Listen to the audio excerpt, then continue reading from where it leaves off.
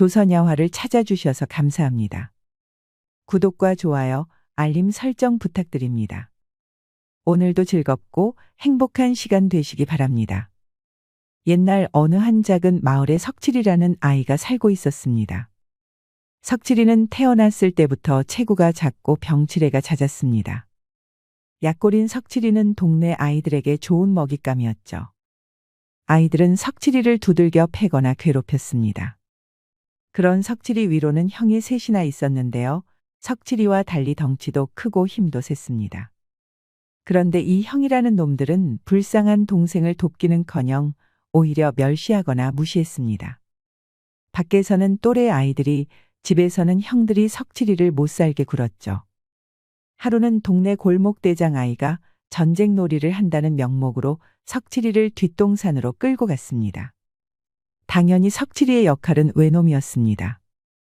석칠이는 반항도 못하고 아이들에게 흠씬 두들겨 맞다가 그만 기절해버리고 말았습니다. 아이들은 대자로 뻗은 석칠이를 두고 산을 내려가 버렸습니다. 정신이 희미하게 돌아왔지만 석칠이는 이대로 그냥 콱 죽어버리고 싶었습니다. 비루한 인생 더 살아봐야 뭐하나 싶었던 거죠. 그런데 누군가가 그런 석칠이를 번쩍 들더니 어디론가 옮겼습니다. 석칠이는 다시 정신을 잃었습니다. 하지만 다시 눈을 떴을 때는 어느 허름한 방 안이었습니다. 이제 깨어났느냐? 영감님은 누구십니까? 누구긴 누구야. 네 녀석 목숨 살려준 은인이지. 일어났으면 퍼뜩 자리에 앉기나 하거라. 젊은 놈이 그거 다쳤다고 골골거리느냐? 일어난 석칠이 앞에는 흰 수염을 길게 늘어뜨린 한 노익장이 앉아 있었습니다. 곰방대에 담배를 뻐끔뻐끔 피우며 석칠이를 향해 눈을 흘겼지요. 그리고 옆에는 석칠이 또래의 한 소녀가 있었습니다. 소녀는 어딘가 노익장과 닮은 부분이 있었지만 석칠이 생전 이렇게 귀엽고 어여쁜 소녀는 처음 보았답니다. 고운 살결은 밤하늘에 떠오른 둥근 달 같고 초롱초롱한 눈빛은 별을 닮았지요. 소녀는 석칠이의 머리에 물수건을 갈아 올려주었습니다. 아직 상처가 심하니 움직이면 안 되옵니다. 아버님도 너무 뭐라 하지 말아주셔요. 안 되긴 뭐가 안 돼. 사내 자식이 그 정도 다쳤다고 안 죽는다. 하여간 요즘 것들은 약해 빠져가지고 영 틀려 먹었어. 석칠이는 노익장의 일갈에 힘겹게 자리에서 일어났습니다. 남에게 받는 호의가 익숙지 않았고 나이 많은 어른신 앞에서 버릇없게 누워있을 수만은 없다고 생각했기 때문입니다. 영감님은 그 호랑이 산신 아니십니까? 호랑이 산신은 무슨? 신소리 할 힘이 있는 걸 보니 기운을 차렸구나. 노익장은 뒷산에서 머물며 가끔 물건을 사러 마을에 내려오는 기인이었습니다. 석칠이도 가끔 보기는 했지만 딸과 같이 살고 있는 줄은 몰랐지요. 그나저나 어쩌다가 그리 형편없이 다쳐서 길바닥에 드러누워 있었느냐? 동네 아이들에게 얻어맞다가 그만 정신을 잃었습니다. 뭔가 못된 짓이라도 하였느냐? 제 잘못이라면 허약하게 타고난 것밖에 없습니다요. 석칠이는 말하다가 그만 서러움에 복받쳐서 눈물을 흘렸습니다. 작고 힘없어서 짓밟히는 수밖에 없는 현실이 너무 고통스러웠죠. 석칠이는 덩치 큰 형이 셋이나 있는데도 누구도 자신을 돌봐주지 않는다고 호소했습니다. 심지어 부모님도 이제 없는 자식을 취급한다며 목 놓아 울었습니다. 어딜 감히 부모님을 책망하느냐? 이 세상에 태어나게 해준 것만으로도 감사해야 하거늘 어찌 그런 불손한 생각을 하느냐? 내 형제들은 못난 놈들이 맞다. 그러나 자기 몸은 자기가 지켜야지. 누구를 탓하느냐? 하지만 노익장의 반응은 뜻밖이었습니다. 석칠이에게 버럭 소리 지르며 호통을 쳤지요. 그런 노익장의 꾸짖음에 석칠이는 더더욱 서러웠습니다. 영감님은 저와 같은 타고난 약자의 마음을 모릅니다요. 아직도 내 정신머리가 틀려 처먹었다는 것을 인정 안 하는구나. 좋다. 그러면 내 한 가지 재밌는 것을 보여주마. 노익장은 그리 말하며 벌떡 일어났습니다. 그리고 절뚝이며 방안을 걷더니 벽에 걸린 장검을 한 자루 가져왔습니다. 나는 태어날 때부터 오른쪽 발목이 뒤틀려 있었다. 게다가 내 놈처럼 천성이 허약했지. 절름발이의 약골이었다 이 말이다. 그런데 이 검이 보이느냐? 이 검은 내가 조선의 장수 노릇을 했다는 증거이지. 이 몸이 왕년에는 조선 제1검으로 불리웠다. 석칠이는 노익장이 보여준 검을 보고 두 눈이 커다래졌습니다. 그러자 석칠이도 인정하지 않을 수 없었지요. 석칠이는 바닥에 넙죽 엎드렸습니다. 영감님, 아니 어르신. 부디 제게 무술을 알려주십시오. 저에게도 세상의 풍파를 헤쳐나갈 힘을 전수해 주세요. 일 없다. 나는 제자 따위 더 이상 키우지 않는다. 다친 몸이 나았으면 썩어지거라. 석칠이는 무술을 알려달라고 애타게 매달렸지만 노익장은 막무가내로 석칠이를 내쫓았습니다. 시무룩하여 집으로 돌아가려는 석칠이는 돌연 소녀의 부름에 발걸음을 멈췄습니다. 아버님은 끈기 있는 사람을 좋아해요. 부디 포기하지 마시고 몇 번이고 오셔서 부탁해보셔요. 소녀는 그러면서 떡 하나를 석칠이의 손에 쥐어줬습니다. 그런 소녀의 상냥함에 석칠이는 포기하지 않기로 결심했지요. 다음 날이 되었고 석칠이는 또 노익장의 집을 찾아가서 빌었습니다. 비가 오는 날도 있었고 떼약볕이 심한 날도 있었지만 석칠이는 매일같이 노익장의 집을 찾아갔습니다. 그러나 노익장은 항상 똑같이 석칠이를 문전박대했습니다. 그렇지만 반복해서 집을 찾아가다 보니 노익장의 딸과는 조금 대화를 나눌 수 있었습니다. 소녀의 이름은 초순이고 노익장은 윤재준이라는 것을 알 수 있었지요. 그러던 어느 날 석칠이가 집을 찾아왔는데 한 무리의 건장한 사내 다섯이 집을 둘러싸고 있었습니다. 그러더니 다짜고짜 장작을 놓고 집에 불을 붙이려는 것 아니겠습니까? 석칠이는 깜짝 놀라 사내들을 말렸습니다. 도대체 왜 그러시는 겁니까? 그러다가는 큰일 납니다요. 이 노인네가 골패장에서 기묘한 술수로 내 미천이 다 털려버렸다. 분명 속임수를 쓴 것이 분명해. 집을 불질러서 뜨거운 맛을 보여줘야지. 불량배들은 으름장을 놓으며 횃불을 치켜들었습니다. 이들은 마을에서 술을 마시고 행패를 부리고 항상 골패장을 기웃거리는 못된 불량배들이었습니다. 노익장에게 앙심을 품고 집에 불을 지르려는 것입니다. 석칠이는 그런 불량배들에게 달려들어서 불을 놓지 못하도록 막았습니다. 그러나 허약한 석칠이의 힘으로는 역부족이었지요. 불량배들은 그런 석칠이를 흠씬 두들기고 막무가내로 집에 불을 붙였습니다. 안에는 초순이가 있는데 말입니다. 석칠이는 온몸이 상처투성이었지만 활활 타오르는 집 안으로 뛰어들어갔습니다. 이대로 두다가는 초순이가 타 죽을 수 있으니 망설일 틈이 없었습니다. 초순이는 검은 연기를 마시고 정신을 잃고 있었지요. 석칠이는 그런 초순이를 데리고 겨우 집 밖으로 나올 수 있었습니다만 집은 이미 불길에 휩싸여 무너지고 있었습니다. 불량배들은 그런 모습을 보며 껄껄 웃음을 터뜨렸습니다. 그런데 그때 저 멀리서 노인이 나타났습니다. 불량배들은 노인을 보고 나무 몽둥이를 들었습니다. 마침 노인이 나타났으니 몽둥이 찜질을 할 심상이었습니다. 하지만 노인은 눈 하나 깜짝하지 않고 맨손으로 불량배들을 상대했습니다. 도저히 연로한 노인의 움직임이 아니었습니다. 주먹 한 방에 불량배의 턱이 으스러지고 발길질 한 번에 덩치 큰 남자가 바닥에 나뒹굴었습니다. 불량배들은 결국 노인에게 흠씬 두들겨 맞고 달아났습니다. 그런 노인 앞에 석칠이는 꺼이꺼이 울음을 터뜨렸습니다. 죄송합니다. 어르신 집을 결국 못 지켰습니다. 그러자 노인은 석칠이의 머리에 꿀밤을 먹였습니다. 그리고는 빙긋 웃으며 머리를 쓰다듬었지요. 첫 번째 가르침을 알려주마. 남자가 별거 아닌 일로 질질 짜는 거 아니다. 그리고 딸을 구해줘서 고맙다. 제자야. 그날부터 석칠이는 노인의 제자가 되어서 수련을 할 수 있었습니다. 석칠이는 매일 같이 산을 뛰어다니며 몸을 단련했습니다.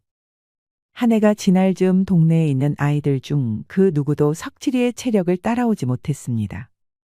몸이 작은 만큼 누구보다도 빠르게 움직일 수 있었던 것이죠. 또 다른 해가 지나자 주먹다짐에서 석칠이를 이길 사람은 없었습니다. 끈질기고 포기를 모르는 근성으로 맞아 나자빠져도 몇 번이고 일어나서 달려들어서 상대를 쓰러뜨렸습니다. 성인이 된 석칠이는 검술도 배울 수 있었습니다. 작고 빠른 몸집에 어울리게 순식간에 거리를 좁혀서 파죽지세로 공격을 퍼붓는 전법을 전수받았습니다. 석칠이는 남이 한 번 검을 휘두를 때 5번이나 영격을 날릴 수 있을 정도의 쾌검을 갖게 되었습니다. 석칠이는 초순이와도 더욱 가까워지게 되었습니다.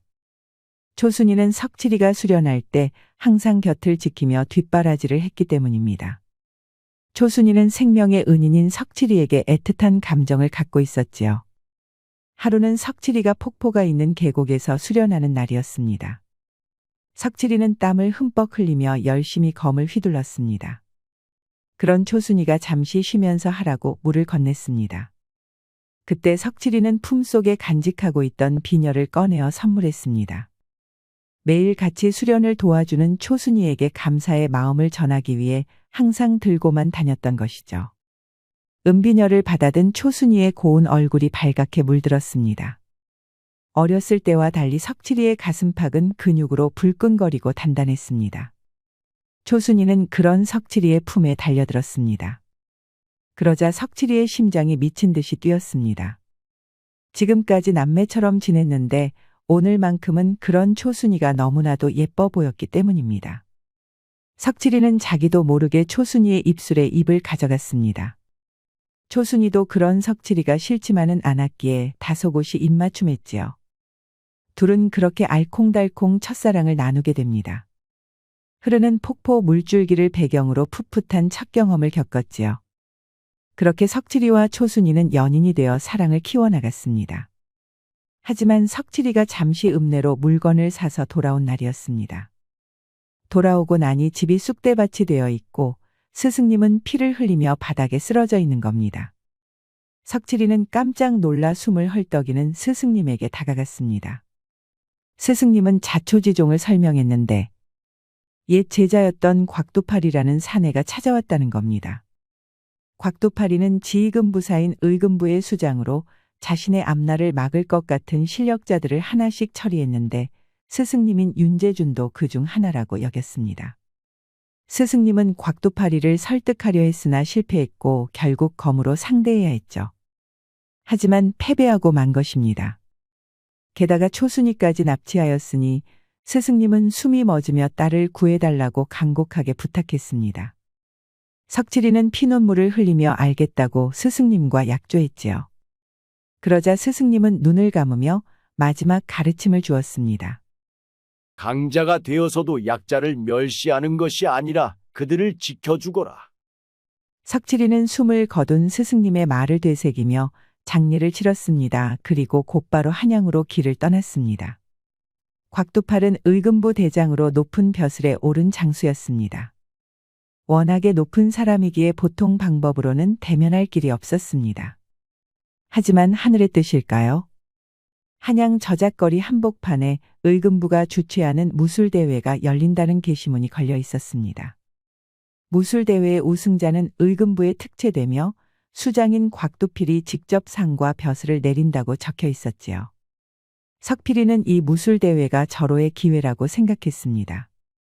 곽두팔이와 독대하면 스승님의 복수를 할 수 있고 초순이도 구출할 수 있을 테니까요. 석칠이는 무술대회의 날이 올 때까지 주막에서 머물며 기다렸습니다. 기다리는 동안에도 검술 훈련을 게을리하지 않았습니다. 오직 복수만 생각하며 칼을 갈고 닦았지요. 그리고 무술대회가 열리는 당일 석칠이는 스승님에게 하사받은 검을 차고 대회에 참가했습니다.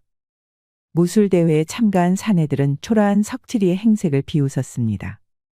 더럽고 낡은 의복의 바닥이 다른 집신을 신은 모습은 그야말로 거짓골이나 다름없었기 때문입니다. 얼치기 각설이 녀석이 여기에 발을 들였느냐. 어디서 검을 주워왔는지 몰라도 아픈 꼴 당하기 싫으면 썩어지거라. 말이 많구나. 석칠이는 대전자의 조롱에도 눈 하나 꿈쩍하지 않았습니다. 자세만 봐도 실력을 가늠할 수 있었거든요. 상대방은 석칠이에 비해 몇 수는 아래였습니다. 이윽고 시합이 시작되었고 눈 깜짝할 사이에 상대방은 석칠이의 검에 쓰러졌습니다. 번개처럼 달려들어서 노도와 같이 공격을 퍼붓는 석칠이에게 당황한 것이지요.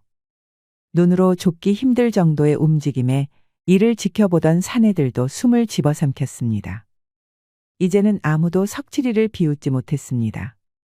석칠이는 그렇게 파죽지세로 대전자를 쓰러뜨렸습니다. 마지막 상대는 의금부 소속의 장수였습니다. 호락호락한 상대가 아니었죠. 그러나 석칠이는 이암 만에 의금부 장수를 쓰러뜨렸습니다. 그러자 곽두팔이는 크게 기뻐하며 직접 석칠이 앞에 나타났습니다. 아주 대단하구나. 그래, 이름이 무엇라 하였느냐? 석칠이라 하옵니다. 아주 낯익은 검수를 사용하더구나. 스승이 누구였는고? 호는 호래요. 이름은 전자 제자 준자라 하여 전재준이라 합지요. 석칠이는 그리 말하며 번개같이 검을 뽑아 곽두팔에 휘둘렀습니다. 하지만 이게 웬일입니까? 곽두팔이는 순식간에 석칠이의 검을 막아낸 것입니다. 그도 보통 사내가 아니었습니다. 그러더니 껄껄껄 호탕하게 웃음을 터뜨렸습니다. 너와 나는 같은 스승을 두었으니 사형지간이로구나. 그래, 알고 있었다. 언제 오나 하고 기다리고 있던 참이었다. 이 무술대회도 내 녀석 때문에 개최한 것이니라. 사실 곽두팔은 석칠이가 복수하러 올 것을 이미 알고 있었던 것입니다. 자신이 직접 미끼가 되어 석칠이를 끌어들인 대담무쌍한 계획이었습니다. 석칠이는 당황했지만 곧바로 검을 내질렀습니다. 하지만 곽두팔은 더 빠르게 석칠이의 공격을 막아내며 반격에 나섰습니다. 석칠이는 곽두팔의 반격에 당황할 수밖에 없었습니다. 그 기세가 장마철 쏟아지는 폭우와 같아 막아내기 힘에 부쳤습니다. 같은 스승님에게 사사받은 검술이었지만 그 기술의 깊이가 달랐습니다. 결국 곽두팔의 공격이 석칠이의 방어를 뚫고 배를 깊숙이 찔렀습니다. 석칠이는 그만 검을 놓치고 쓰러졌죠. 곽두팔의 승리였습니다. 하지만 어째서인지 석칠이의 목숨을 끊지는 않았습니다. 대신 감옥에 쳐넣었지요.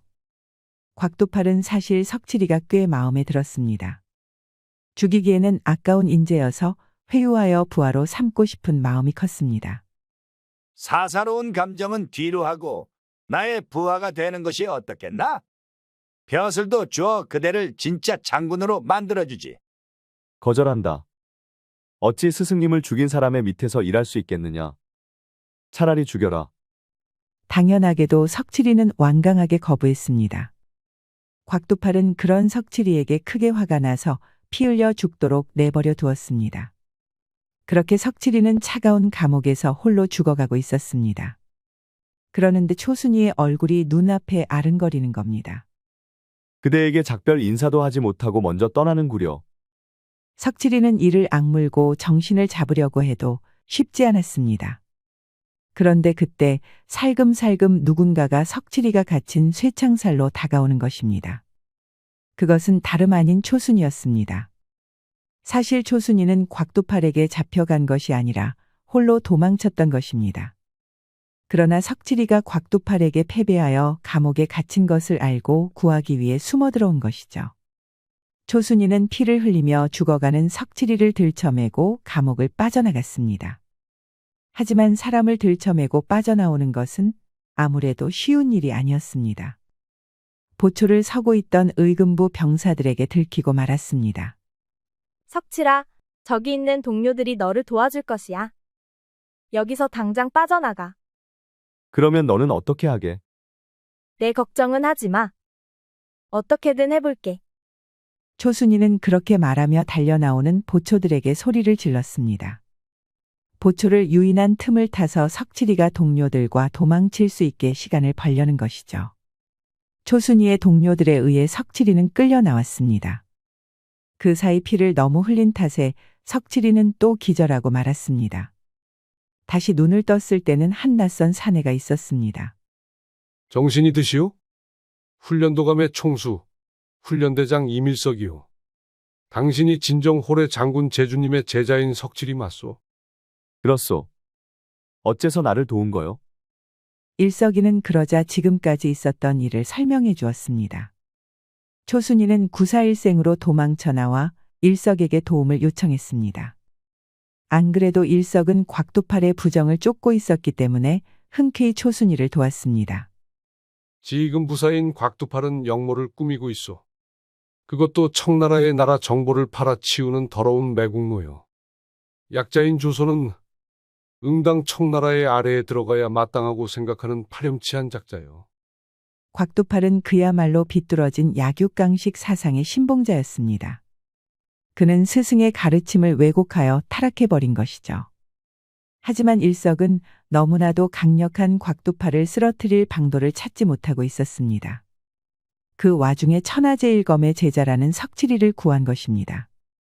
게다가 지금 초순이는 당신을 구하기 위해 대신 붙잡히고 말았소. 그렇습니다. 초순이는 석칠이를 빼내기 위해 미끼가 되어 곽두팔에게 붙잡힌 상황이었죠. 석칠이는 그 말을 듣자 심장이 끊어지는 듯한 기분이 들었습니다. 감정에 이끌려 섣불리 함정에 뛰어들었고 그 대가로 초순이가 잡히고 말았습니다. 침통해하고 있자 일석이는 석칠이의 어깨에 손을 얹었습니다. 곽두팔을 쓰러뜨릴 수 있는 사람은 이제 당신뿐이요. 그와 삼합 이상 검을 나누어 살아남은 사람은 지금까지 당신밖에 없었소. 그러나 나는 결국 패배하고 말았소. 도저히 그자를 이길 수 있을 것 같지 않소. 석칠이는 곽두팔과 나눴던 싸움을 떠올리며 피를 토하듯 말했습니다. 석칠이보다 더 빠르고 강한 검술은 그야말로 천하제일이었습니다. 그러자 일석은 고개를 저으며 낡은 서책 한 권을 꺼냈습니다. 이것은 호래 장군 제주님의 검술 비급서요. 오래전 우연히 습득할 수 있었지만 나는 이 비급을 전혀 깨우칠 수 없었소. 하지만 직계 제자인 당신이라면 가능할지도 모르지. 그러니 포기하지 마시오. 비급서를 받은 석칠이는 번개에 맞은 듯한 기분이었습니다. 일석 대장의 말대로 이는 분명 스승님의 글씨체였습니다. 석칠이는 그날부터 미친 듯이 비급서를 탐독했습니다. 사랑하는 초순이를 구하려는 이것밖에 없었습니다. 비급서를 터득하면서도 몇 번이고 석칠이는 의금부로 쳐들어가 초순이를 구하고 싶은 마음이 불쑥불쑥 올라왔습니다. 하지만 그럴 때마다 일석 대장이 칠석이를 진정시켰습니다. 아직 결정적인 증거를 찾지 못하였고 칠석이도 비급서를 모두 깨우쳐야 하기 때문입니다. 그리고 시간이 흘렀습니다. 초순이는 곽두팔에게 사로잡혀 갖은 고초를 겪고 있었습니다. 옥에 갇힌 채 모진 고문과 희롱을 당해야 했습니다. 정신이 끊어지려고 하면 찬물을 씌워서 깨워서 또 괴롭히고 그녀와 내통하는 이들을 알아내기 위해 쉴 새 없이 주리를 틀었습니다. 하지만 이윽고 일석 대장은 곽두팔이가 청나라 사신과 내통하는 시기를 알아냈습니다. 때가 온 것입니다. 오늘 밤 의금부를 우리 훈련도감이 습격할 거예요. 그때 곽두팔이를 상대하시오. 마침 석칠이도 비급서를 모두 익히는데 성공하였습니다. 이는 마지막에 스승님이 내려준 조언과도 정확히 맞닿아 있었습니다. 석칠이는 결연한 의지를 보이며 검을 허리춤에 찼습니다. 훈련도감은 횃불을 들고 의금부를 습격했습니다. 모략의 증거가 확연했는데도 불구하고 의금부 병사들은 뛰쳐나와 격렬하게 싸우며 반항했습니다. 석칠이는 그런 적들을 거침없이 베어 넘기며 곽두팔을 찾았습니다. 살아있었구나. 오냐, 오늘 우리 둘 중 하나는 여기서 쓰러진다. 곽두팔은 그런 석칠이를 향해 노도와 같이 공격을 퍼부었습니다. 그러나 석칠이는 예전과 같이 맥없이 곽두팔의 공격을 허용하지 않았습니다. 비급서에는 지금까지 스승님에게 배운 공격이 아닌 다름 아닌 방어와 반격법이 적혀 있었기 때문입니다. 석칠이는 예전 빗줄기처럼 버붙는 영격이 아니라 마치 흐르는 물줄기와 같은 검술을 구사했습니다. 때문에 곽두팔의 거센 공격을 모두 비껴내거나 흘려낼 수 있었지요. 곽두팔은 그런 뒤바뀐 석칠이의 검술에 당황했습니다. 강한 자는 누군가를 짓밟는 것이 아니라 품어야 하는 법이다. 석칠이는 곽두팔의 공격을 모두 흘려내는 것과 동시에 곽두팔의 힘을 역으로 이용해 미끄러지듯 호를 그리며 베었습니다. 곽두팔은 일격에 숨이 끊어져서 바닥에 쓰러지고 말았습니다. 사실상 곽두팔은 자신의 공격에 맞아 쓰러진 것과 다름없었습니다. 훈련도감의 습격도 마무리되기 시작했습니다. 석칠이는 감옥에 갇혀 엉망이 된 초순이도 구할 수 있었습니다. 초순이는 그런 석칠이의 품에 안겨 흐릿하게 미소 지었습니다. 이럴 수가, 초순이는 너무나도 심한 고문으로 이미 숨이 끊어지기 직전인 것입니다. 그러나 초순이는 밝게 웃으며 석칠이의 뺨을 쓰다듬었습니다. 마침내 마지막 비급까지 터득했구나. 나는 너라면 해낼 줄 알았단다. 초순아, 죽으면 안 돼. 이제야 다시 만났는데 나를 두고 떠나지 말아줘. 내가 죽더라도 그 강인하고 부드러운 마음을 계속 간직해줘야 해. 조선 땅에는 힘없고 불쌍한 사람들이 많으니까. 그들을 도와서 올바르게 살아주렴. 초순이는 그렇게 유언을 남기고 이내 영영 눈을 감아버렸습니다. 석칠이는 목 놓아 울고 싶었지만 이를 악물고 꾹 참았습니다. 그렇게 곽두팔의 모략은 막을 내리게 됐습니다. 그리고 새로운 사람이 자리에 앉게 되는데 이는 다름 아닌 석칠이었습니다. 석칠이는 지휘금부사의 벼슬을 받고 초순이와의 약속대로 약자를 지키며 아량을 베풀 줄 아는 장수가 되었답니다. 샘은 천길 물속에서도 솟는다는 말이 있습니다. 칠석이는 약한 몸을 타고났지만 이를 피나는 수련으로 극복하고 마침내 높은 벼슬까지 오를 수 있었지요. 우리 모두 포기하지 않는 굳건한 마음을 가져야겠습니다. 우리 이야기가 여러분들에게 조금이나마 재미를 선사할 수 있기를 바랍니다. 다른 재미있는 영상도 많으니 즐겁게 봐주세요. 그럼 여러분 모두 행복하고 즐거운 시간 되세요.